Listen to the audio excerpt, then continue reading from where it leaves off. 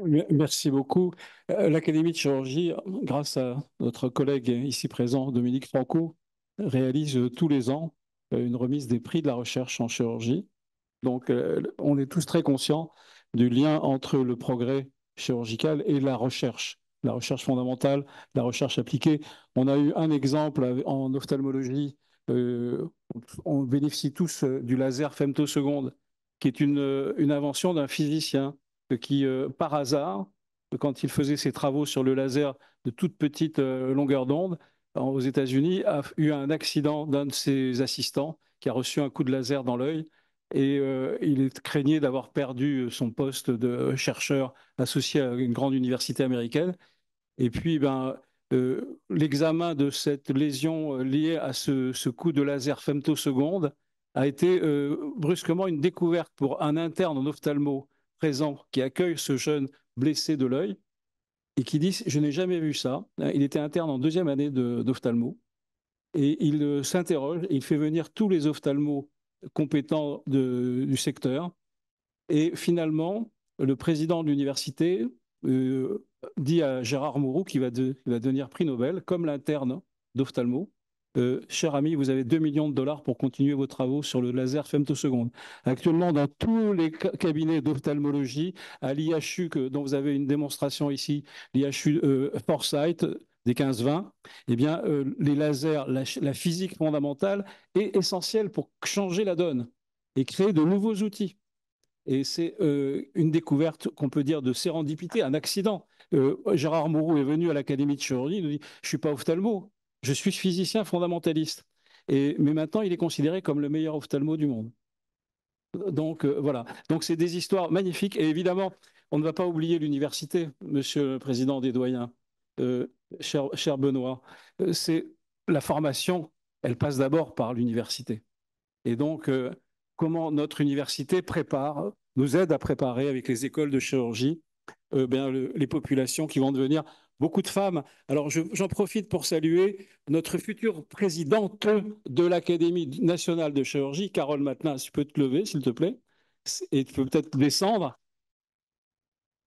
Chirurgien du sein à Strasbourg, scénologue hyper reconnu mondialement. Et donc, je crois qu'on aura une des représentantes les plus brillantes des femmes chirurgiens. Ça a été un de mes combats quand j'ai été président en 2022 de l'Académie de chirurgie. Je voulais qu'on mette en avant les femmes dans les métiers de la chirurgie. Eh bien voilà, donc c'est une réalité et on aura de plus en plus de femmes, évidemment. Mon cher Benoît. Merci beaucoup, mesdames, messieurs, en vos grades et qualités, chers collègues, chers amis. Merci de m'avoir demandé d'intervenir au nom de la conférence des doyens pour vous dire ces quelques mots. Et je veux bien mon diaporama si c'est possible. Et donc ces quelques mots sur l'organisation universitaire de la formation pratique des opérateurs. Un sujet bien sûr fondamental et mon premier message, c'est un message bien connu.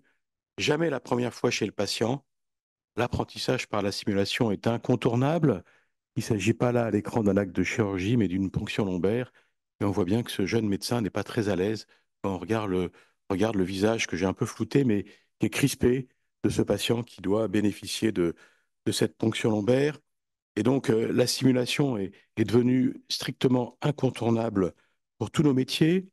C'est maintenant dans la loi française, et vous avez ici deux extraits de maquettes publiées dans le journal officiel à la fois d'anesthésie et de chirurgie, et vous voyez que ce soit pour l'enseignement ou pour l'évaluation, et ben, la simulation est utile et obligatoire. C'est une notion qui est ancienne. Les médecins anesthésistes l'ont montré aux États-Unis il y a maintenant plus de 50 ans. Un interne d'anesthésie qui apprend à intuber sur un mannequin eh ben, aura un taux de succès beaucoup plus rapide que celui qui n'aura pas bénéficié de cette formation sur mannequin. Et donc, on n'a plus besoin de démontrer la place de la simulation. Elle est devenue incontournable. Incontournable, c'est mon premier message. Et c'est intéressant de voir dans quel concept se développent les écoles actuelles de chirurgie. c'est d'abord la R3C qui va faire disparaître le tronc commun du DES de chirurgie générale avec une filiarisation par spécialité, peut-être une filiarisation trop précoce. Ça pourrait faire partie des sujets à discuter, mais c'est une réalité. C'est aussi cette réforme, l'apparition de la graduation de la formation en 3 phases. Ça, c'est probablement un point important. Tout ça aboutit à la possibilité d'un enseignement commun à tous les internes de phase socle des disciplines chirurgicales, avec des objectifs communs, l'intégration de ces internes dans une culture chirurgicale, bien sûr, des rappels d'anatomie, et viennent s'ajouter à cela les possibilités pédagogiques des centres de simulation qui sont considérables. Et vous avez ainsi, pardon, quelques images des internes de phase socle à Rouen qui se forment sur des laparotraîneurs, qui se forment à des gestes simples de suture et qui, grâce au professeur Duparc, eh bien, approfondissent, et c'est souvent utile, leurs connaissances en anatomie.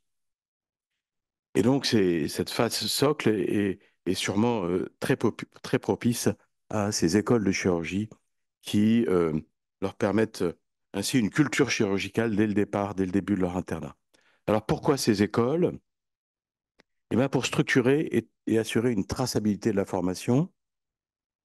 C'est une formation au sein du Medical Training Center pour nous, des structures de simulation qui vont posséder les équipements nécessaires, et j'y reviendrai, qui doivent développer des formations continues aussi pour générer des recettes, car vous le verrez, la formation par la simulation a un coût qui est important. Ces écoles de chirurgie permettent de s'adapter à la R3C et de graduer la formation chirurgicale avec des objectifs qui doivent être différents en fonction des phases. Phase socle, on s'assure que l'interne est bien orienté, qu'il a les connaissances d'anatomie et les gestes chirurgicaux euh, polyvalents de base. La phase d'approfondissement, ça va être la phase où il va réellement apprendre son métier avec des simulations plus élaborées, et puis aussi le savoir-être chirurgien, c'est-à-dire le savoir-faire en pluridisciplinarité, et puis la phase de consolidation dans laquelle il doit assurer son apprentissage de l'autonomie chirurgicale. Et puis ces écoles de chirurgie, eh ben, elles vont permettre de disposer d'un soutien institutionnel fort, notamment avec des contrats pédagogiques validés par institution universitaire. Et vous voyez ici que les professeurs Louis Sibert et Lilian Schwartz, qui portent l'école de chirurgie rouennaise, ont présenté cette école et son contrat pédagogique au conseil de gestion qui a été validé, validé par un vote qui permet d'assurer un fonctionnement validé par l'institution. Et qui dit contrat pédagogique dit évaluation des connaissances et des compétences. Un tout petit mot pour vous dire que dans la pyramide bien classique de l'étape d'acquisition des compétences, pyramide de Miller, eh bien, euh, la démonstration pratique de performance dans les environnements simulés, vous voyez que ça va vers le haut de la pyramide. Et là, ça correspond à ce qu'on appelle des ECOS, un examen clinique objectif et structuré qui permettent une évaluation du savoir-faire et du savoir-être. Et la chirurgie s'y prête parfaitement. On peut ainsi, en fin de première année, à la fin de la phase socle, injecter nos étudiants dans des circuits d'ECOS qui vont leur permettre de montrer leur savoir-faire et leur savoir-être. Et on considère que quand on a fait suffisamment de petites ponctions finalement dans leurs compétences, eh bien, il n'y a plus d'impasse possible et on a réellement évalué la compétence de nos étudiants. Et on a démontré à Rouen la place de ces écos pour la validation de la phase socle de l'internat de chirurgie. Alors, faut-il une coordination nationale des écoles de chirurgie? C'était une question que tu m'avais posée. Et je crois que cette coordination aurait réellement un intérêt pour assurer une uniformisation nationale de cette formation, d'assurer la qualité de la formation, d'assurer un programme de formation commun, de permettre l'accès à la simulation dont on sait qu'il est très hétérogène d'une université à l'autre, Et puis, il y aurait aussi un intérêt pour permettre la mutualisation de moyens sur certaines formations très spécialisées. Il est probable qu'on ne peut pas tout faire partout et qu'il faut se mettre ensemble, mais bien sûr tout en respectant l'autonomie des universités et les particularités, les forces et les expertises de chaque site universitaire. On peut imaginer que dans un site très spécialisé en neurochirurgie pédiatrique, il y ait par exemple une formation pour l'ensemble des facultés françaises. La coordination régionale est sûrement un niveau à minima, mais une réflexion sur une coordination nationale aurait sûrement un sens important. Mon troisième message, c'est que la formation par la simulation a un coût et les doyens ont réfléchi à ce coût. Vous voyez qu'on a mis en place un groupe de travail avec la CNCEM et Pascal Stassini est présent. Voilà. Pascal Stassini. Comme président de la CNCEM, on a pu réfléchir au coût de cette simulation et je vais vous en présenter en quelques mots euh, les, les grandes lignes.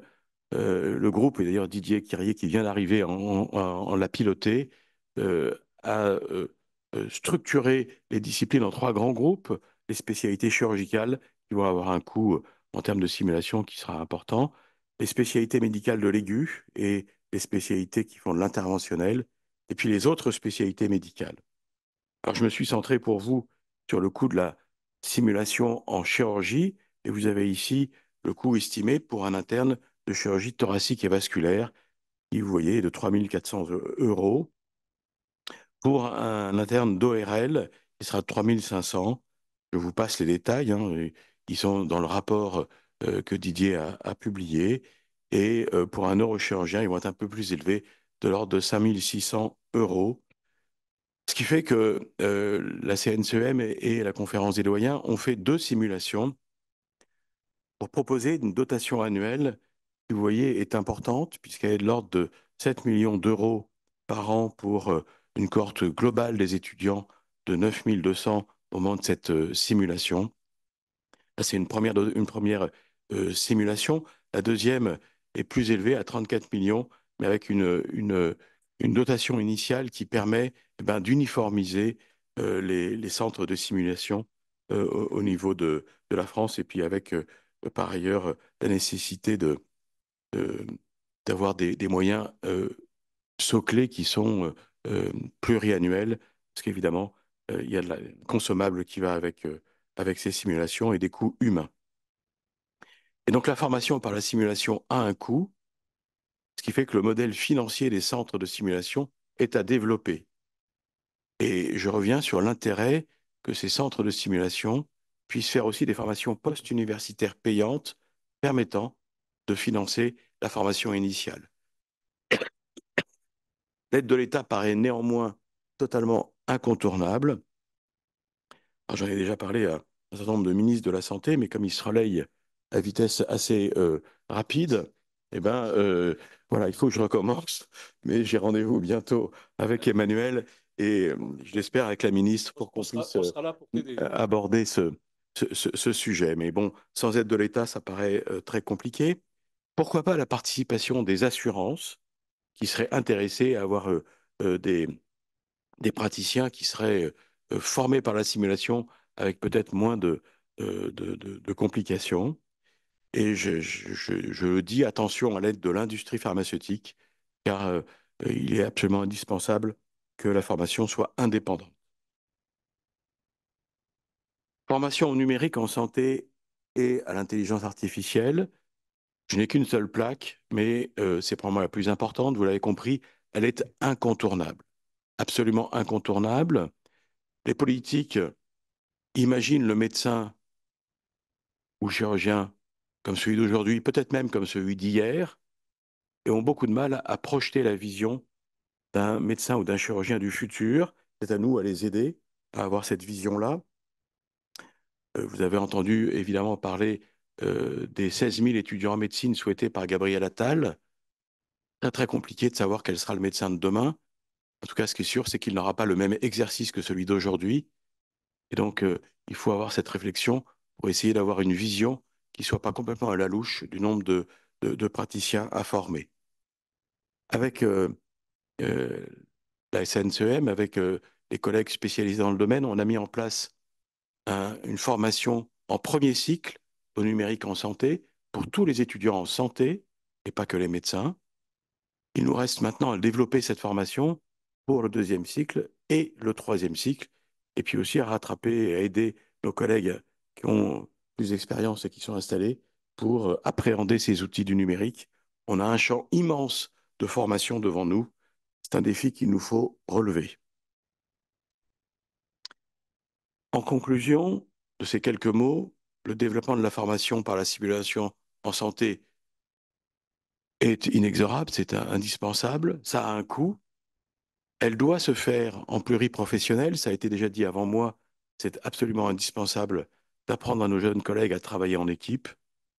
Elle peut être formative mais aussi sommative, permettant l'évaluation. Et c'est bien sûr une formation tout au long de la vie. Je vous le dis, il ne faut pas oublier le numérique en santé. Et donc la place des écoles de chirurgie est devenue incontournable et doit être structurée dans une démarche universitaire. Je vous souhaite un excellent colloque.